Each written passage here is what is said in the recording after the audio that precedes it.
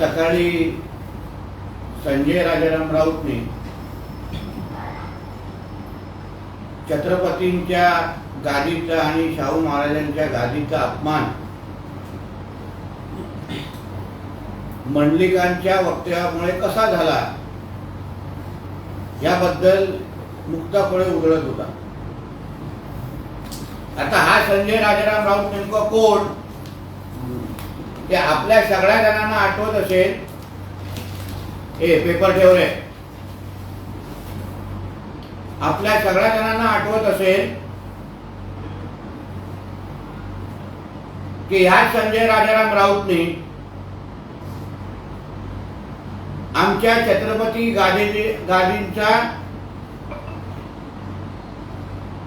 गादीचे पुरावे मागितले होते। म्हणजे छत्रपती गादीचा अपमान किंवा सर्वात मोठा अपमान या संजय राजाराम राऊतनी केलेला होता। आणि त्यानंतर पण हा संजय राजाराम राऊत छत्रपतींना जाऊन भेटतो, त्यांना भगवी शाल घालतो।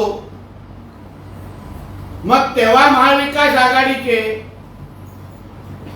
कोल्हापूरचे जे नेते आहेत, जे आज संजय मंडलिकांचा राजीनामा मागतायत, तेव्हा त्यांनी राजीनामा किंवा माफी मागतायत, तेव्हा त्यांनी या संजय राजाराम राऊतला माफी मागायला का सांगितली नाही? का असा इशारा दिला नाही की ज्यांनी छत्रपतीच्या गादीचे पुरावे मागितले, वंशजांचे पुरावे मागितले, त्या संजय राजाराम राऊतला आम्ही कोल्हापूरमध्ये पाऊल ठेवून देणार नाही,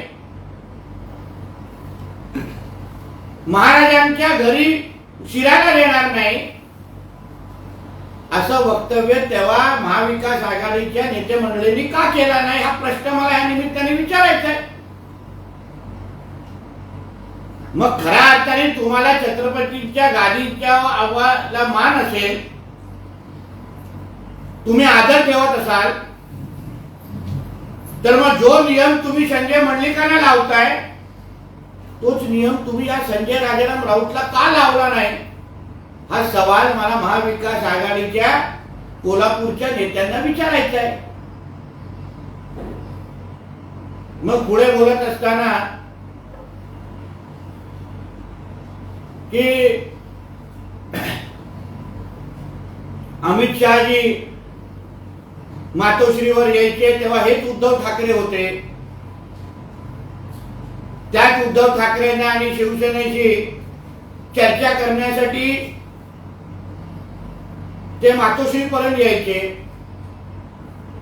पण या बावळटाला माहित नाही की आदरणीय अमित शहाजी असतील, आदरणीय आमचे देवेंद्र फडणवीस साहेब असतील किंवा भारतीय जनता पक्षाचा कुठलाही आमचा प्रमुख नेता हा मातोश्रीमध्ये आदरणीय हिंदू हृदय सम्राट बाळासाहेब ठाकरेंच्या बद्दल आदर असल्यामुळे तिथपर्यंत यायचे।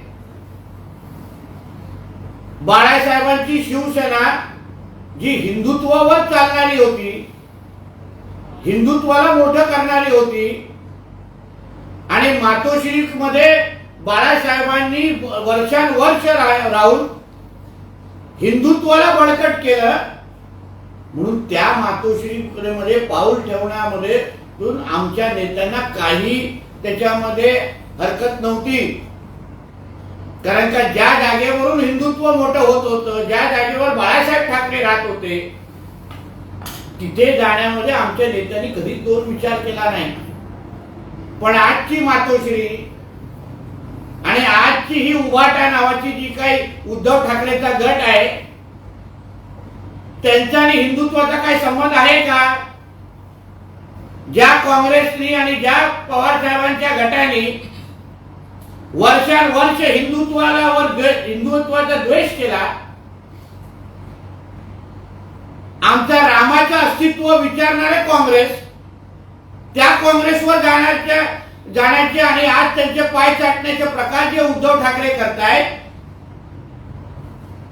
म्हणून त्या शिवसेनेमध्ये आणि ह्या शिवसेनेमध्ये जमीन आसमान फरक असल्यामुळे आज कोणीही तिथे फिरकत नाही. पण अमित शहाजींवर बोट उचलणारे संजय राजाराम राऊत, मला या निमित्ताने तुम्हाला विचारायचं आहे की तुमचे 2.5 ते 3 वर्षापासून जवळपास 4 वर्ष झाली आहेत, तुमची काँग्रेस बरोबर आघाडी आहे, महाविकास आघाडी आहे. जसे आमचे अमित शहाजी असतील, जसे आमचे देवेंद्र फडणवीस जी असतील, जसे आमचे नितीन गडकरी जी असतील, विनोद तावडे जी असतील, राजनाथ सिंह जी असतील, हे वर्ष मातोश्रीवर आले. तुमचा राहुल गांधी एकदा पण त्या मातोश्रीमध्ये का आला नाही उद्धव ठाकरेंना भेटण्यासाठी? हा कधीतरी प्रश्न राहुल गांधींना आणि काँग्रेसवाल्यांना विचारण्याची हिंमत तरी करा.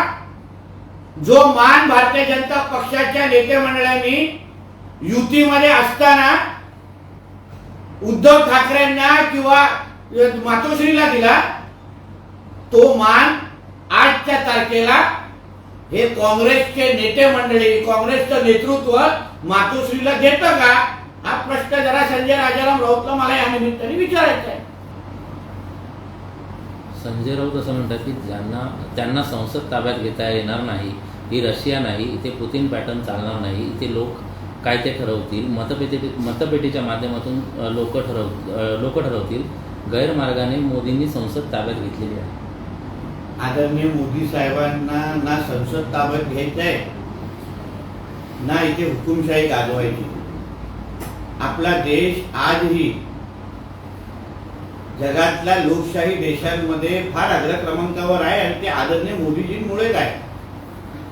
पण जसं तुझ्या मालकाने महापौर बंगला ताब्यात घेतला, हडपला, महापौर पद तेव्हाच्या ज्या पेडणेकर ताई आहेत, तुझ्या मालकाला आणि तुझ्या मालकिनीला जे महापौर बंगला हडपायचा होता, महापौरची जागा स्वतःच्या ट्रस्टच्या नावाने करून घ्यायची होती आणि त्या निमित्ताने मुंबईच्या महापौरला राणीच्या बागेमध्ये त्या प्राण्यांमध्ये जाऊन राहायला सोडलेलं, तसं मोदीजी कधीच करणार नाही.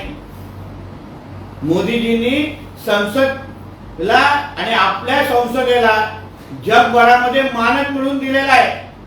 पण ताबा कसा ताबा घेणं म्हणजे काय हे जरा तुझ्या मालकाला विचार. कारण का मुंबई महापौर आणि मुंबई महापौराचा बंगला हे तुझ्या मालकाने हडपलेला आहे, त्याबद्दल थोडं भाष्य कर.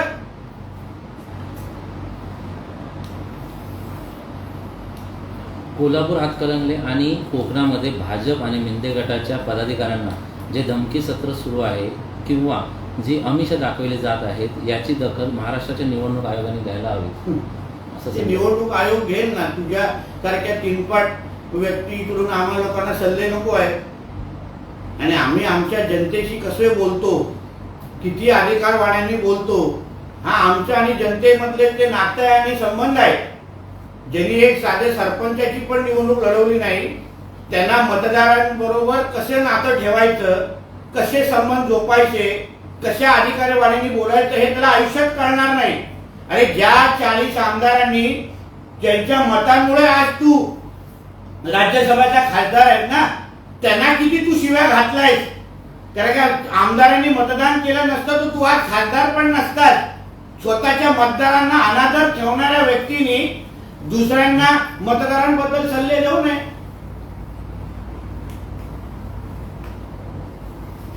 एका बाजूला विरोधकांवर आचारसंहिता अत्यंत कठोरपणे लावतात आणि दुसऱ्या बाजूला सत्ताधारी पक्षाची लोक सरपंचांना धमक्या देत आहेत.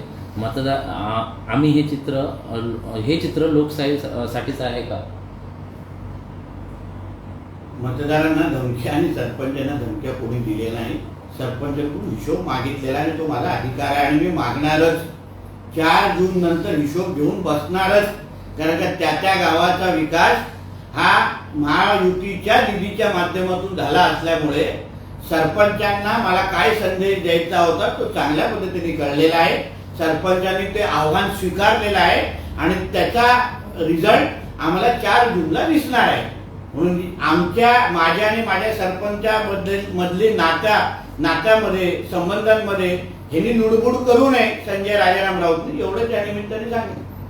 गावी जरी शिवसेनेत असले तरी त्यांना कमळावर तिकीट निवडायचं आहे अशी परिस्थिती आहे. ठाणे कल्याणमध्ये गोंधळाचे चित्र आहे. याचे उमेदवार दिल्लीत भाजपचे लोक जाहीर. हे कोण बोलतोय? संजय राऊत. त्यांच्या उभाटाच्या किती उमेदवारांना खरंच मशाल चिन्हावर लढायचंय की हाताचं चिन्ह पाहिजे ह्याचं जरा पहिले चिंता कर आणि मग आमच्या लोकांच्या धनुष्यबाण आणि कमळावर चिंता कर. तुझ्या अर्धे उमेदवारांना मशाल चिन्ह नको आहे. खाजगीत बोलतात, खाजगीत चर्चा करतात, ते लोकांपर्यंत हे चिन्ह पोचलत नाही. ह्याच्यापेक्षा हाताचा पंजा द्या, ह्याच्यापेक्षा तुतारी द्या, त्याची पहिली चिंता कर आणि मग बडबड कर.